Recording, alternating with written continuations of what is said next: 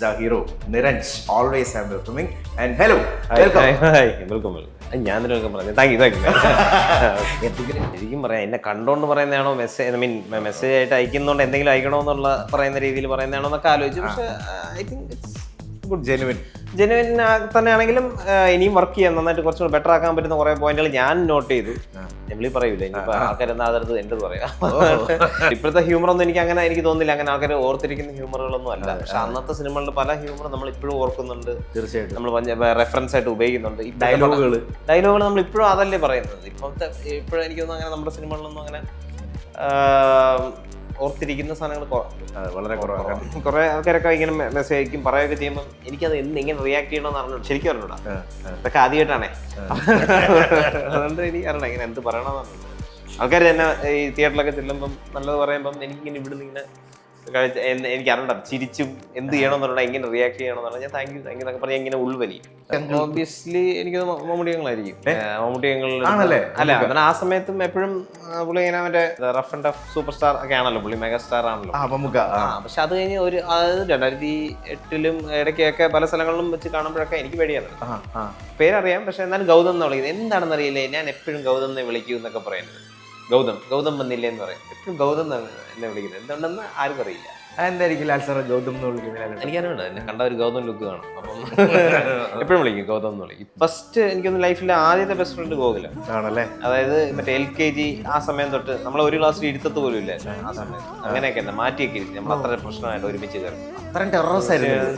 ചേർന്നാൽ മാസ് ഇടാന്ന് പറയുന്ന പോലെ നമ്മൾ രണ്ടുപേരും ചേർന്ന് കഴിഞ്ഞാൽ പ്രശ്നമാണ്. അങ്ങനെ നമ്മൾ മാറ്റി. Hello, hi, welcome to Ginger Media. ചോദിച്ചു പോകാം. ഇന്ന് ചോദിച്ചു പോകാൻ ഒരുപാട് വിശേഷങ്ങളുണ്ട്. അതിൻ്റെ ഏറ്റവും വലിയ വിശേഷം എന്ന് പറഞ്ഞു കഴിഞ്ഞാൽ ഏറ്റവും ലേറ്റസ്റ്റ് ആയിട്ട് നമ്മുടെ തിയേറ്ററിൽ ഹിറ്റ് ചെയ്ത മൂവിയാണ് മസ്തിഷ്ക മരണം എന്ന് പറയുന്നത് മൂവി. അതിൽ yes, the hero Niranj, always I am welcoming. And hello, welcome. ഞാൻ പറഞ്ഞു താങ്ക് യു എന്തെങ്കിലുമൊക്കെ പറയേണ്ടത് പറഞ്ഞു പോയി. തിരിച്ച് ചിലർ ഹാപ്പി ബർത്ത്ഡേ പറയുമ്പോൾ ഞാൻ തിരിച്ച് ഹാപ്പി ബർത്ത്ഡേ പറയാറുണ്ട്. അപ്പൊ അറിയാതെ നമ്മൾ ആ സമയത്ത് പെട്ടെന്ന് സെയിം ഡ്യൂ. അപ്പോൾ പറയൂ, ശരിക്കും നമ്മൾ ഒരുപാട് ഇൻ്റർവ്യൂസ് അല്ലേ, എത്രയോ വർഷങ്ങൾ നമ്മൾ എടുക്കുന്നു. ഇപ്പോൾ അതിനൊരു ചെറിയ ഓൺ ദ കേക്ക് തീർച്ചയായിട്ടും പറയാൻ പറ്റും. ഒരു ബ്രേക്ക് അല്ലെങ്കിൽ വേറൊരു പരിപാടിയിലേക്ക് കാലെടുത്ത് ഇനിയും പരിപാടികൾ വരുന്നു. പക്ഷെ ഇത് വേറൊരു സ്റ്റെപ്പ് അഹെഡ് എന്ന് തീർച്ചയായിട്ടും പറയാൻ പറ്റുന്ന ഒരു മൂവിയാണ്. ഒരു കംപ്ലീറ്റ്ലി ഒരു ഹീറോ ഓറിയൻറ്റഡ് മൂവി, അതും എല്ലാ രീതിയിലും അടിപൊളി ഒരു movie. So how you feeling? First ഭയങ്കര ഹാപ്പിയാണ്. ഭയങ്കര ഓവർവെൽമിങ് റെസ്പോൺസുകളാണ്. ഒരുപാട് ആൾക്കാർക്ക് ഭയങ്കരമായിട്ട് വർക്കാകും. എസ്പെഷ്യലി ഇൻഡസ്ട്രിയിലുള്ള കുറേ ഡയറക്ടേഴ്സ് ആണെങ്കിലും അതർ ഇൻഡസ്ട്രിയിൽ നിന്നുള്ള ആൾക്കാരാണെങ്കിലും പൊതുവെ എല്ലായിടത്തും ആ റിപ്പോർട്ടുകളും ഇഷ്ടപ്പെടാത്തവരും ഉണ്ട്. പക്ഷേ ഇഷ്ടപ്പെട്ട ഒരുപാട് മെസ്സേജസ് വന്നപ്പോൾ ഭയങ്കര സന്തോഷം. പിന്നെ നമുക്ക് നല്ല കളക്ഷനോട് അത്യാവശ്യം പോകുന്നു. ഇപ്പോൾ വീക്ക് ഡേ ആയിട്ട് പോലും അങ്ങനെ കളക്ട് ചെയ്ത് പോകുന്നുണ്ട്. അപ്പോൾ അതും ഭയങ്കര സന്തോഷം. അത് മാത്രമല്ല, ഇനി നെക്സ്റ്റ് ഇതിലേക്ക് വരുന്നത് നിരഞ്ജൻ്റെ പെർഫോമൻസിനെ പറ്റിയാണ്. ഒരുപാട് പേര് ഇപ്പം നമ്മൾ ഓൺലൈനിൽ റിവ്യൂ ചെയ്യുന്ന ആൾക്കാരുണ്ട്, അല്ലെങ്കിൽ ഡയറക്ടേഴ്സ് ഉണ്ട്, പേഴ്സണലി നമുക്ക് പരിചയമുള്ള ആക്ടേഴ്സ് ഉണ്ട്. എല്ലാവരും പറഞ്ഞൊരു കാര്യമുണ്ട്, നിരഞ്ജനെ ഇങ്ങനൊരു ത്രൂ ഔട്ട് വളരെ ഗംഭീര പെർഫോമൻസ്. ഇപ്പോൾ കോമഡി ആണെങ്കിൽ ഇതിനകത്ത് കോമഡി ഉണ്ട്, അരഗൻസ് ഉണ്ട്, പല കൈൻഡ് ഓഫ് എല്ലാ ഇമോഷൻസും ഉണ്ട്. കോമഡി മാത്രമല്ല, എങ്ങനെയാണ് ആൾക്കാരെ കിട്ടിയ ആ response cinema apart from the cinema നിരഞ്ജൻ്റെ ഇൻഡിവിജ്വൽ പെർഫോമൻസിനെ പറ്റി കിട്ടിയ കുറേ നല്ല അഭിപ്രായങ്ങൾ കിട്ടി. ഇനിയിപ്പോൾ ഞാൻ ഇങ്ങനെ ആലോചിക്കും, ഇനി ശരിക്കും പറയാം എന്നെ കണ്ടോണ്ട് പറയുന്നതാണോ മെസ്സേജ് ആയിട്ട് അയക്കുന്നതുകൊണ്ട് എന്തെങ്കിലും അയക്കണമെന്നുള്ള പറയുന്ന രീതിയിൽ പറയുന്നതാണോ എന്നൊക്കെ ആലോചിച്ചു. പക്ഷേ I think it's good, genuine തന്നെയാണെങ്കിലും ഇനിയും വർക്ക് ചെയ്യാൻ നന്നായിട്ട് കുറച്ചുകൂടി ബെറ്റർ ആക്കാൻ പറ്റുന്ന കുറെ പോയിന്റുകൾ ഞാൻ നോട്ട് ചെയ്തു. നമ്മളീ പറയൂല ഇനിയിപ്പോൾ ആൾക്കാരെന്താ അതെടുത്ത് എൻ്റെ പറയാം. അതുകൊണ്ട് ഞാൻ നോട്ട് ചെയ്തു. അപ്പം ഇനിയും സൂപ്പറാക്കും. ഇത് ചെയ്തപ്പോഴും പലപ്പോഴും ഇപ്പോൾ കോമഡി ചെയ്തപ്പം കംപ്ലീറ്റ് ആയിട്ട് ഞാൻ അതിനെപ്പറ്റി പറഞ്ഞു. എന്നാലും ഒരു ബോഡി കിടക്കുന്ന ഒരു സിറ്റുവേഷനും കാര്യങ്ങളൊക്കെ ഉണ്ട്. അവിടെ ഒരു ഓൾമോസ്റ്റ് ഒരു 1.5 minutes അല്ലെങ്കിൽ 1 minute ഒരു പ്ലേ ഉണ്ട്. അതെനിക്ക് ഒന്ന് ഒറ്റ ഷോട്ടിലാണോ പോയെന്ന് എനിക്കറിയില്ല. കറക്റ്റാണ്. അപ്പോൾ എൻ്റെ ഗസ് കറക്റ്റാണ്. ഒരു മാസ്റ്ററും പിന്നെ അല്ലാതെ വേറെ റേഞ്ചുകൾ അത് അതിനത് പലതും നമുക്ക് റിലേറ്റ് ചെയ്യാൻ പറ്റുന്നതും, അല്ലെങ്കിൽ നമ്മുടെ രാജേട്ടൻ ചെയ്ത ആ കോമഡീസിൽ ചില പക്ക റിഫ്ലക്സുകളുണ്ടല്ലോ. അതായത് കോമഡി റിഫ്ലക്സ് എന്ന് പറയുന്ന സാധനം ഉണ്ടല്ലോ, ഒരാൾ പറയുമ്പോൾ തിരിച്ചു കൊടുക്കുന്ന ഒരു റിയാക്ഷൻ, അതെല്ലാം കറക്റ്റ് അച്ഛൻ ചെയ്യുന്ന പോലെ തന്നെ വളരെ ഗംഭീര പരിപാടി. അത് കോ ആക്ടേഴ്സ് എന്ത് പറഞ്ഞിരുന്നു ആ സമയത്ത്? അല്ല, അത് എനിക്കൊന്ന് എഡിറ്റ് കഴിഞ്ഞപ്പോൾ കൃഷ്ണാന്തൻ ഡബ്ബും കൂടെ കഴിഞ്ഞപ്പോൾ കൃഷ്ണാന്തൻ പറഞ്ഞു പിന്നെ എന്തേലും ആ ഒരു ഇത് വരും. ചില സ്ഥലങ്ങളിൽ അച്ഛൻ്റെ ഒരു സാധനം ഉണ്ടല്ലോ, മറ്റേ സംസാരത്തിൽ ഇങ്ങനെ ഒരു നാട്ടിലുള്ള ഇങ്ങനെ വിളിക്കുന്നതൊക്കെ പറയുന്നതൊക്കെ എനിക്ക് അച്ഛൻ്റെ ഒരു ശൈലിയും കൂടെ ഉണ്ട് അതിൽ. അതായത് മറ്റേ ട്രിവാൻഡ്രം ആ സ്ലാങ്ങിലുള്ള ചില കോമഡി പരിപാടികളും നാട്ടിലുള്ള കഴമ്പ് പറയണ വിളിക്കുന്ന പറയുന്ന ആ സാധനമൊക്കെ ഉണ്ട്. അപ്പൊ അങ്ങനെ ചില സ്ഥലങ്ങളിലൊക്കെ സൗണ്ട് കേട്ടപ്പം അച്ഛൻ്റെ ഒരു സാധനം സിമിലാരിറ്റി കുറെ പേർക്ക് ഫീൽ ചെയ്തു. നല്ലത് തന്നെ, എനിക്ക് സന്തോഷമാണ്. അതിലെ ഒരു ഡയലോഗ് പറയുകയാണെങ്കിലും അത് തന്നെ ഞാൻ പറഞ്ഞത്, മറ്റേ ഒരു ക്രൈം നടന്ന് അത് കുടുംബത്തിൽ ഒതുക്കി തീർക്കാൻ പഠിക്കണം, അല്ല നാട്ടിലുള്ള കഴിവന്മാരല്ലേ വിളിക്കേണ്ടെന്ന് പറയുന്ന ഒരു സാധനം ഉണ്ടല്ലോ. അതിലൊക്കെ മോഡുലേഷൻ അച്ഛന്റെ ആ സെയിം തന്നെ. അന്ന് മറ്റേ മുകേഷ് ചേട്ടൻ, കൊണ്ട് ജീവിക്കുന്ന ഒരാളാണ് ഞാൻ. മുകേഷ് ചേട്ടൻ, ശ്രീചേട്ടൻ, അച്ഛൻ, രാജേട്ടൻ എല്ലാരും കൂടെ ഒരുമിച്ചുണ്ടാകുന്നുള്ള ഒരു കോമഡിയിൽ പറയുന്ന ഗീവ് ആൻഡ് ടേക്ക് പരിപാടി തന്നെ. അത് തന്നെ നമ്മൾ ഇപ്പം ഇപ്പോഴും കുറെ അതിന്റെ റീലുകൾ വരുമ്പോ ഇപ്പം മോഹൻലാൽ സാർ ആണെങ്കിലും ഇവരുടെയൊക്കെ ഒരു കോമ്പിനേഷൻ, ഇടേ കളയുടെ നീ ഇവിടെ ആ സാധനം കണ്ടല്ലോ, നിന്നെ എന്തിനേലും കൂട്ടി അച്ചട്ടാണ് ആ സാധനങ്ങളൊക്കെ ഭയങ്കര ആൾക്കാർ ഇഷ്ടമാണ്. ഇപ്പൊ അതുപോലെയല്ല ചെയ്യുന്ന, അതൊക്കെ കിട്ടുന്ന സാധനങ്ങൾ നമ്മളിപ്പം അതിന്റെ ഒരു ട്രൈ ചെയ്യുന്നുണ്ട്. ഇപ്പോഴത്തെ ഹ്യൂമർ ഒന്നും എനിക്ക് തോന്നുന്നില്ല അങ്ങനെ ആൾക്കാർ ഓർത്തിരിക്കുന്ന ഹ്യൂമറുകളൊന്നും അല്ല. പക്ഷെ അന്നത്തെ സിനിമകളിൽ പല ഹ്യൂമർ നമ്മൾ ഇപ്പോഴും ഓർക്കുന്നുണ്ട്. തീർച്ചയായിട്ടും നമ്മൾ റെഫറൻസ് ആയിട്ട് ഉപയോഗിക്കുന്നുണ്ട്. ഡയലോഗുകൾ നമ്മൾ ഇപ്പോഴും അതല്ലേ പറയുന്നത്. ഇപ്പോഴും എനിക്ക് തോന്നുന്നു അങ്ങനെ നമ്മുടെ സിനിമകളിലൊന്നും അങ്ങനെ ഓർത്തിരിക്കുന്ന സാധനങ്ങൾ വളരെ കുറവാണ്. കണ്ടു കഴിഞ്ഞു, അവിടെ ചിരിക്കുന്നു, പോന്നു, അതേ ഉള്ളൂ. നമ്മുടെ അറ്റൻഷൻ സ്പാനും കുറഞ്ഞില്ല ആൾക്കാർ, ഇപ്പൊ റീലുകളാണല്ലോ. തീർച്ചയായിട്ടും. അതുപോലെ തന്നെ ഇപ്പം രജീഷ് എനിക്ക് തോന്നുന്നു കഴിഞ്ഞ ഏതൊരു സ്റ്റേജിൽ നിങ്ങളുടെ പ്രൊമോഷൻ്റെ ടൈമിൽ പറഞ്ഞിരിക്കുക ഒരു കറക്റ്റ് കോംപ്ലിമെൻ്റ് ആണ് കേട്ടോ. എനിക്ക് ഭയങ്കര സന്തോഷം തോന്നി. സോ പേഴ്സണലി എനിക്ക് നിരഞ്ജനെ അറിയാവുന്നതുകൊണ്ട് തന്നെ രജീഷ പറഞ്ഞൊരു കാര്യമാണ്, നിരഞ്ജ അപ്പം ഓപ്പോസിറ്റ് നിൽക്കുകയാണ്. രജീഷ പറയുകയാണ്, ഇതിൽ വളരെ ഗംഭീരമായിട്ട് ഫിനോമിനലായിട്ട് ചെയ്ത ഒരു വ്യക്തിയാണ് നിരഞ്ജ്. അതുപോലെ തന്നെ മലയാളത്തിൽ നോക്കുമ്പോൾ ഫോൺ വിളിച്ചു കഴിഞ്ഞാൽ എടുക്കാത്തൊരു എടുക്കാൻ അത്രയ്ക്ക് തിരക്കുള്ള സൂപ്പർ സ്റ്റാറായി തീർച്ചയായിട്ടും അടുത്ത. ഞാൻ അവിടെ സൈഡിൽ നിന്നപ്പോൾ പറഞ്ഞുകൊണ്ടിരിക്കുന്നുണ്ട്, കസ്റ്റമർ കെയർ ചെയ്യുന്ന വിളിച്ചാൽ അവർ സംസാരിക്കുന്ന ആളാണ് ഞാൻ കുറച്ചു നേരം കൂടെ. അപ്പം അങ്ങനെയാണ് ഞാൻ ഫോൺ എടുക്കാതിരിക്കുന്നുള്ളത്. പക്ഷെ ഇതിന്റെ പോസിറ്റീവ് നോട്ടാണല്ലോ വിളിക്കാൻ. ഭയങ്കര ഒരു സൂപ്പർ സ്റ്റാർ ആവും, ഫോൺ വിളിച്ചാൽ പോലും എടുക്കാൻ തിരക്കുള്ള ഒരാളായി മാറും നിരഞ്ജ് എന്ന് പറയുമ്പോൾ നേരെ ക്യാമറ നിരഞ്ജിലേക്ക്. അത് മറ്റേ ചമ്മി മുടി ചെയ്തതാണ്. സന്തോഷം. അങ്ങനെ ഒരു നല്ലൊരു ഇത്രയൊരു ഗംഭീരമായ ഒരു ആർട്ടിസ്റ്റിന്റെ ഇങ്ങനെ കമന്റ്സ് ഒക്കെ കേൾക്കുമ്പോൾ സന്തോഷം. എനിക്കിപ്പോ സത്യം പറഞ്ഞാൽ ഇങ്ങനെ കുറെ ആൾക്കാരൊക്കെ ഇങ്ങനെ മെസ്സേജ് അയക്കും, പറയുകയൊക്കെ ചെയ്യുമ്പോൾ എനിക്കത് എങ്ങനെ റിയാക്ട് ചെയ്യണമെന്ന് അറിഞ്ഞു ശരിക്കും അറിഞ്ഞൂടാ. അതൊക്കെ ആദ്യമായിട്ടാണേ, അതുകൊണ്ട് എനിക്ക് അറിയണം ഇങ്ങനെ എന്ത് പറയണമെന്ന് അറിഞ്ഞൂടാ.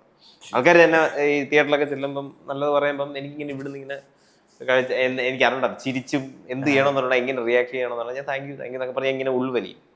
അപ്പൊ കുറെ പറഞ്ഞു എന്തിനിങ്ങനെ ഉൾവലിന്നതിന് ചെന്ന് സംസാരിക്കും എന്ന് പറയുമ്പോൾ അവിടെ ഞാൻ പെട്ടെന്ന് ഷൈയോ. എനിക്ക് അല്ലെങ്കിൽ ക്യാമറ മുമ്പിലൊന്നും എനിക്ക് അങ്ങനെ പ്രശ്നമില്ല. ഇപ്പം എനിക്ക് എന്ത് വേണമെങ്കിൽ എന്ത് കോമാളത്തിനും ചെയ്യാൻ റെഡിയാണ്. പക്ഷെ അങ്ങനെ വരുമ്പോൾ പ്ലീസ് ഡയറക്ടേഴ്സ് നോട്ട് എന്തും ചെയ്യും. ഓക്കെ, ഇനി ചെറിയൊരു സെഗ്മെന്റ് എന്ന് വേണമെങ്കിൽ പറയാൻ പറ്റില്ല, എന്നാലും ഓക്കെ.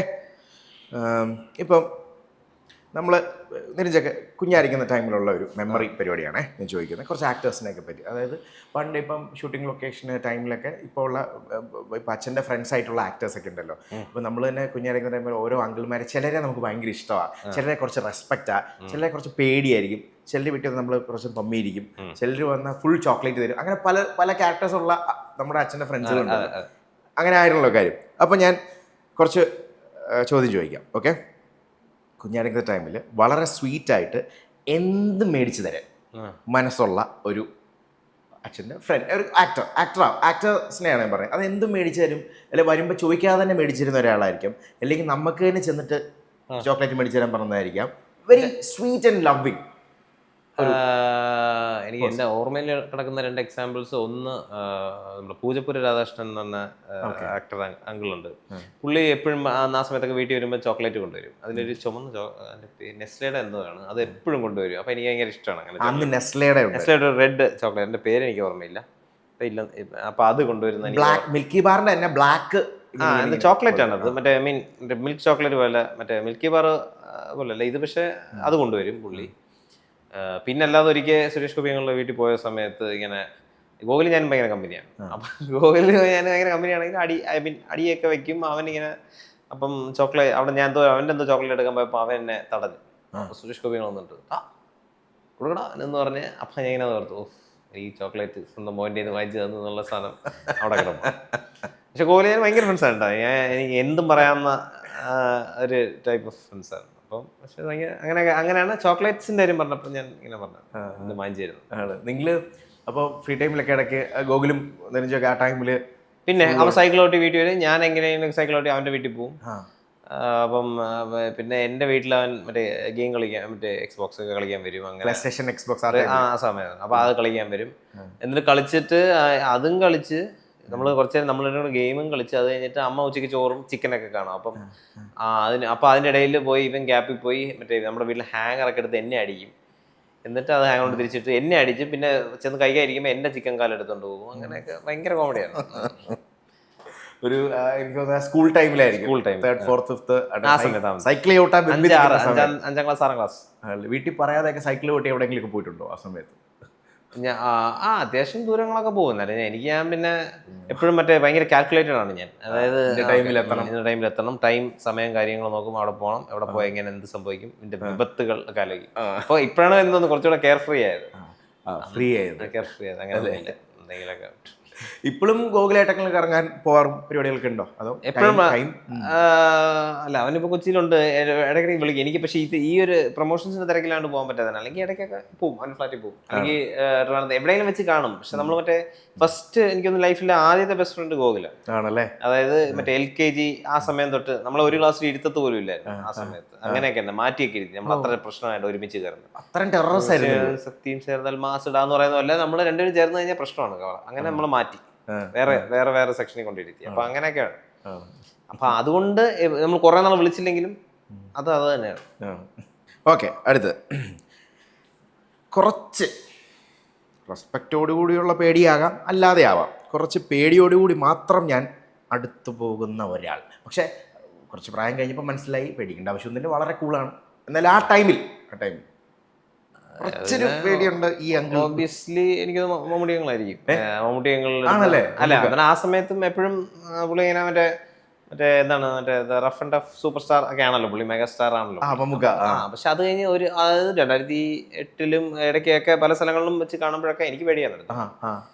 പക്ഷെ പിന്നെ ഞാൻ മനസ്സിലാക്കി, ഞാൻ UK പഠിക്കുന്ന സമയത്ത് മാസ്റ്റേഴ്സ് ചെയ്തുകൊണ്ടിരുന്ന സമയത്ത് അവിടെ പുള്ളിയുടെ ഒരു പടത്തിന് ഷൂട്ട് ഉണ്ടായിരുന്നു. അപ്പം ഞാൻ പോയി സംസാരിച്ചു, എന്നെ കൊണ്ടുപോയി എന്തോ പുള്ളിക്ക് എന്തോ വാങ്ങണമായിരുന്നു. അപ്പോൾ അതിന് എന്നെ കൂടെ കൊണ്ടുപോയി. അങ്ങനെയൊക്കെ അപ്പം മനസ്സിലായ ആള് ഭയങ്കര വളരെ ഒരു എൻ്റെ അച്ഛൻ്റെ അടുത്തൊക്കെ പെരുമാറുന്ന പോലെ എനിക്ക് പെരുമാറാം. അത്രയും സ്നേഹമുള്ള ആളാണെന്ന് മനസ്സിലായി.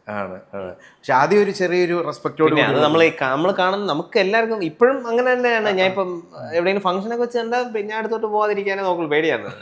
മനസ്സിലായില്ലെങ്കിലോ എന്നൊക്കെ വിചാരിച്ചിട്ട്. പക്ഷെ വീട്ടിലൊക്കെ പോയി കാണുന്ന സമയത്തൊക്കെ ഭയങ്കര സംസാരവും എല്ലാം ഭയങ്കര ഫ്രണ്ട്ലിയാണ്. അതിപ്പം ലാലങ്ങളാണെങ്കിലും ഭയങ്കര ഫ്രണ്ട്ലിയാണ്, ഭയങ്കര എല്ലാരെയും വളരെ കംഫർട്ടബിൾ ആക്കും. ആണല്ലേ.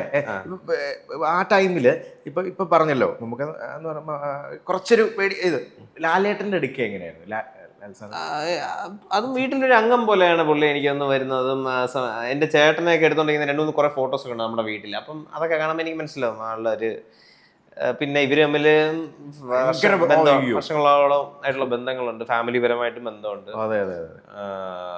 റിലേറ്റീവ്സും ആണ് ആക്ച്വലി. അപ്പൊ പിന്നെ അങ്ങനെ നല്ല ബന്ധമാണ്. പക്ഷെ ഇപ്പോഴും ഞാൻ പുള്ളിനെ അറിയാലോ, എവിടെയെങ്കിലൊക്കെ ചെല്ലുമ്പോൾ ആൾക്കാരുടെ കൂടും ഭയങ്കര. അപ്പൊ എനിക്ക് അടുത്ത് പോകാൻ പേടി തന്നെയാണ്. പക്ഷെ നേരിട്ട് കണ്ടു കഴിഞ്ഞാൽ സംസാരിക്കും. എന്നെ ഗൗതം എന്നാണ് വിളിക്കുന്നത്. ഗൗതം വർഷങ്ങളായിട്ട് വന്നില്ലേ, പേരറിയാം, പക്ഷെ എന്നാലും ഗൗതം എന്ന് വിളിക്കുന്നത്. എന്താണെന്ന് അറിയില്ലേ, ഞാൻ എപ്പോഴും ഗൗതം എന്ന് വിളിക്കൂ എന്നൊക്കെ പറയുന്നത്. ഗൗതം വന്നില്ലേ എന്ന് പറയും. എപ്പോഴും ഗൗതം എന്നാണ് എന്നെ വിളിക്കുന്നത്. എന്തുകൊണ്ടെന്ന് ആർക്കും അറിയില്ല. എന്തായിരിക്കും ലാൽ സാർ ഗൗതം എന്ന് വിളിക്കുന്നത്? എനിക്കറിയണ്ട, എന്നെ കണ്ട ഒരു ഗൗതം ലുക്ക് കാണും. അപ്പം എപ്പോഴും വിളിക്കും ഗൗതം എന്ന് വിളിക്കും. ഇപ്പോഴും വിളിക്കും, പേരറിയാം, പക്ഷെ എന്നാലും ഗൗതം എന്ന് വിളിക്കും. ഓക്കെ, അച്ഛനുമായിട്ട് ഒരുമിച്ചുള്ളപ്പോൾ എല്ലാ അച്ഛൻ്റെ ഫ്രണ്ട്സൊക്കെ ആയിട്ടിരുന്ന ടൈമിൽ ഏറ്റവും കൂടുതൽ കൗണ്ടേഴ്സ് അച്ഛനുമായി ഒപ്പത്തിനൊപ്പം നിൽക്കുന്ന ഒരു ആക്ടർ ഉണ്ടെങ്കിൽ, അതായത് പണ്ട് ഇതിപ്പം സിനിമ റിലേറ്റഡ് അല്ല, ആക്ടർ തന്നെയാണ് ഞാൻ ഉദ്ദേശിക്കുന്നത്. നിങ്ങൾ ഒരുമിച്ചൊക്കെ ഇരിക്കുമ്പം നമുക്ക് കാണാമല്ലോ, അവർ തമ്മിൽ ഭയങ്കര കൗണ്ടർ ഫാമിലി ആയിട്ട് ഇരിക്കുമ്പോൾ അങ്ങനെ ഒരു ആക്ടർ. അങ്ങനെ എല്ലാവരും ഭയങ്കര സ്പോണ്ടേനിയസും കൗണ്ടറുകളും എല്ലാവരുടെ ഭാഗത്തുനിന്നും കണ്ടു. പക്ഷേ കൂടുതൽ എനിക്ക് ഇപ്പൊ ജഗദീശങ്ങളാണെങ്കിലും അവർ തമ്മിൽ വിളിച്ചെന്തെങ്കിലുമൊക്കെ പറഞ്ഞിട്ട് ഇന്നസെന്റെങ്കിലും ഭയങ്കര സ്പോണ്ടേനിയസ് ആണ്. അയ്യോ, അതൊരു ഭയങ്കര കോമഡി ജീനിയസ് ആണ്, കോമിക് ജീനിയസ് ആണ് ഇന്നസെന്റ്. ഭയങ്കര കോമിക് ജീനിയസ് ആണ്, പറയാതിരിക്കാൻ പറ്റില്ല. ഇങ്ങനെ ഫോൺ ഞാൻ ഇപ്പം പിന്നെ ഫോൺ എപ്പോഴും അച്ഛനില്ലാത്ത സമയത്ത് കുളിക്കാൻ തരുന്നത് ഫോൺ വന്നപ്പോൾ ഞാൻ എടുത്തു വരിക. ഹലോ, ഞാൻ ഇന്നസെന്റ് സിനിമയിലൊക്കെ അഭിനയിക്കുന്ന ഞാൻ ഭയങ്കര സ്പോണ്ടേനിയസ് ആണ് പുള്ളി. അതും ഇതുപോലെ ഭയങ്കര കംഫർട്ടബിൾ ആക്കി, ഭയങ്കര നമ്മളെ റിലേറ്റബിൾ ആക്കിയും അങ്ങനെയൊക്കെ ഭയങ്കര അടിപൊളി. ഭയങ്കര മിസ് ചെയ്യുന്നു പുള്ളിനെ. പക്ഷെ ഭയങ്കര ഓൾവേസ് അല്ലേ തീർച്ചയായിട്ടും റീപ്ലേസ് ചെയ്യാൻ പറ്റില്ല എന്ന് പറയുന്ന ആ ഒരു സ്പോട്ട് കൗണ്ടേഴ്സ് ഒരിക്കലും പറ്റില്ല. ഭയങ്കര ഭയങ്കര ഏത് വിഷമമുള്ള സിറ്റുവേഷനും ഹ്യൂമറസ് ആക്കാൻ പറ്റുന്ന ഒരു കഴിവ്, അതൊരു ഭയങ്കര കഴിവാണ്. അത് പുള്ളിനെ ഒരിക്കലും പറയില്ല. ഓക്കെ, ശ്രീനിവാസൻ ചേട്ടൻ, ശ്രീനിയേട്ടനെ പറ്റി ഇപ്പൊ പറയുമ്പോൾ പുള്ളി ഭയങ്കര സ്പോണ്ടേനിയസ് ആണ്. ഭയങ്കര ഭയങ്കര പിടിച്ചു നിൽക്കാൻ പറ്റാത്ത ജീനിയസ് ആണ്. അതിപ്പം അവർ അദ്ദേഹത്തിന്റെ മക്കളാണെങ്കിലും അതുപോലെയൊക്കെ തന്നെ. പക്ഷെ പുള്ളി ഭയങ്കര ജീനിയസ് ആണ് പറയുന്നത് ആണ് അല്ലേ. ആ സമയത്ത് എനിക്ക് എന്ത് റൈറ്റിംഗ് ആണ് അല്ലേ, എഴുതിയിരിക്കുന്ന പടങ്ങളും എല്ലാം ഭയങ്കര. അതെ, അവരൊരുമിച്ച് ചെയ്ത സിനിമകളാണെങ്കിലും അല്ലേ ഗംഭീരമായിട്ടുള്ള. അതെ, അപ്പം ഫസ്റ്റ് ഓർമ്മ വരുന്ന ഒരു കാര്യം എന്താ ശ്രീനിയേട്ടൻ എന്ന് പറയുമ്പോൾ? കാരണം അച്ഛനുമായിട്ടൊക്കെ വളരെ അടുത്ത ബന്ധവും സൗഹൃദവും സ്നേഹവുമുള്ള വ്യക്തിത്വങ്ങളാണ് അവരൊക്കെ. എപ്പോഴും രാജേട്ടൻ തന്നെ പറഞ്ഞിട്ടുണ്ടോ ഏറ്റവും കൂടുതൽ മിസ് ചെയ്യുന്ന ഒരു വ്യക്തിയും കൂടെ ആണെന്ന്. അപ്പം ശ്രീനേട്ടൻ എന്ന് പറയുമ്പോൾ ഫസ്റ്റത്തെ ഒരു മൈൻഡിലൊരു ഓർമ്മ എന്തായിരിക്കും? അല്ല, ഞാൻ ഭയങ്കരമായിട്ട് അഡ്മയർ ചെയ്യുന്ന ഒരു ആക്ടറാണ്. കാരണം എന്തെല്ലാം കാര്യങ്ങളാണ് മലയാള സിനിമയ്ക്ക് വേണ്ടി കോൺട്രിബ്യൂഷൻസ് എന്ന് പറഞ്ഞാൽ ഭയങ്കരമാണ്. അപ്പം അതും ഞാൻ ഇതുപോലെ പറഞ്ഞ പോലെ അങ്ങനെ ഇടപഴകാൻ അത്ര ചാൻസുകൾ കിട്ടിയിട്ടില്ല, സംസാരിക്കാൻ അങ്ങനെ ചാൻസുകൾ കിട്ടിയിട്ടില്ല. പക്ഷെ എനിക്കറിയാം പുള്ളിയുടെ ഹ്യൂമർ. അച്ഛൻ പറയും ഭയങ്കര സെൻസ് ഓഫ് ഹ്യൂമറും അഭിനയമാണെങ്കിലും എല്ലാം കൊണ്ടും ഭയങ്കര സ്പോണ്ടേനിയസ് ആണ്. അപ്പൊ അവരുടെ ആ കാലത്തൊക്കെ ഇപ്പോഴത്തെ അത്ര ഈസി അല്ല film. I mean like film making എന്ന് ഞാൻ പറയുമ്പോൾ അങ്ങനെയല്ല. അന്ന് 15 days കൊണ്ടൊക്കെയാണ് പടം തീർക്കുന്നത്, 15-20 days കൊണ്ടൊക്കെയാണ് പടം തീർക്കുന്നത്. പിന്നെ ഇത്രയും ടെക്നോളജി ഇല്ല. അപ്പൊ അന്നത്തെ കാലത്ത് ഇങ്ങനെ സിനിമകൾ ഉണ്ടാക്കി ആൾക്കാരെ ഞെട്ടിച്ചെങ്കിൽ അതൊക്കെ ഭയങ്കര അല്ലേ, അത് അപ്രീഷിയേറ്റ് ചെയ്യേണ്ട ഒരു സാധനമല്ലേ ആണല്ലേ. ഓക്കെ, അപ്പം കുറച്ചു മുമ്പ് നമ്മൾ പറഞ്ഞ ഒരു നിരഞ്ജനെ പറഞ്ഞു വന്നതിൽ ഒരു ചോദ്യം ഞാൻ ചോദിക്കാം, ചോട്ടാ മുംബൈയുടെ കാര്യം.